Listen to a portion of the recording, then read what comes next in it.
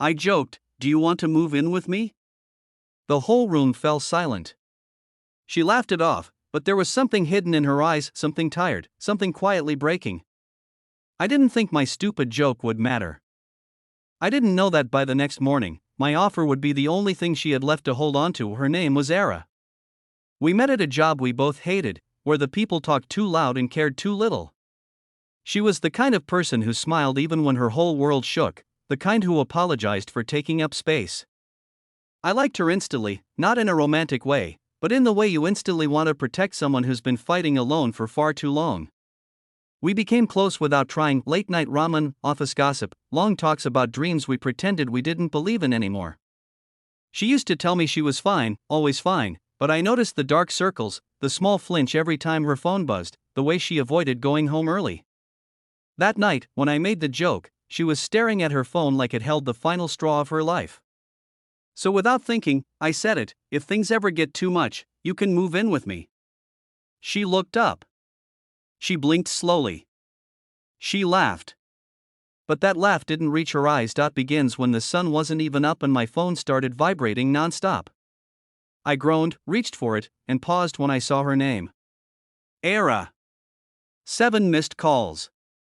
I called back instantly, and she answered on the first ring. Her voice was small but steady, like she was trying not to fall apart. "Is your offer still good?" That one question made my stomach drop. I told her yes before I even knew what I was agreeing to. 15 minutes later, she stood outside my door with a backpack, red eyes, and trembling hands. No suitcase. No boxes. Just a backpack. And that told me more than any explanation ever could. She walked inside quietly, as if afraid she wasn't allowed to take up even the space her shadow made. She sat on my couch and finally whispered, "I can't go back there." She didn't give details at first. I didn't force her. She just needed a place to breathe. For days, she barely spoke. She slept on the couch with the blanket pulled up to her chin like a shield. She woke up from nightmares she tried to hide. She ate little but insisted she wasn't hungry. She helped clean even when there was nothing to clean. One night, she washed a plate 3 times until I gently took it from her hands. "You're safe here," I told her. She didn't reply, but tears spilled anyway, silent and shaking. She wasn't ready to say what happened, but sometimes silence says enough. Slowly, very slowly, she began to unfurl. She laughed again, not the nervous laugh, but the real one that sounded like sunlight entering a dusty room. She decorated the fridge with silly magnets. She made the place smell like cinnamon. She played music while cooking. She told me her dreams again, the ones she had forgotten she was allowed to have. And somewhere along the way, the house didn't feel like mine anymore, it felt like ours. She filled it with warmth I didn't know I was missing, but healing isn't a straight line. One evening, she received a message that made her freeze. She stared at her phone with empty eyes. And just like that, all her progress shattered. She locked herself in the bathroom. I heard her quietly crying through the door. I knocked gently. "Era, please open. Don't go through it alone again." The door opened after a long minute. Her shoulders shook, and she finally told me everything she'd been holding in: how she had been living with someone who controlled every second of her life, how she was blamed for things she didn't do, how she wasn't allowed friends, how last night he had thrown a plate near her head because she laughed too loudly. "I ran," she whispered. "I ran and didn't look back. And then you joked, 'You don't know how much I needed someone to open a door.'"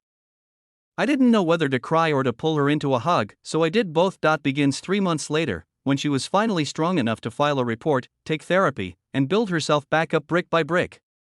We fell into a strange routine that felt almost like fate had planned it. She made breakfast, I made dinner, she handled the plants, I handled the laundry, she left little notes for me to find, I left snacks on her desk. None of it was romantic, but all of it was important. We became each other's quiet support systems, the kind that don't need words to understand when the other is hurting. Until one evening, while we were cleaning up after dinner, she suddenly asked, "You know the day I asked you if your offer was still good?" I nodded. "Do you regret it?" I stared at her. She looked terrified to hear the answer. I told her, "No. That joke saved you, and saving you saved me too. Her eyes softened in a way I had never seen before. She reached out and held my hand for the first time, not because she needed support, but because she wanted to. And in that moment, I realized something. Sometimes we are placed in someone's path at exactly the right moment, not to be their hero, but to remind them that they deserve a life where they are not afraid. Ara found her own apartment eventually, a bright little place with yellow curtains and plants on every window. But even after she moved out, she visited every week. She cooked in our kitchen. She laughed in our living room. And every time she left, she hugged me like she was hugging safety itself. We never became lovers. We didn't need to. Some souls meet not for romance, but for rescue.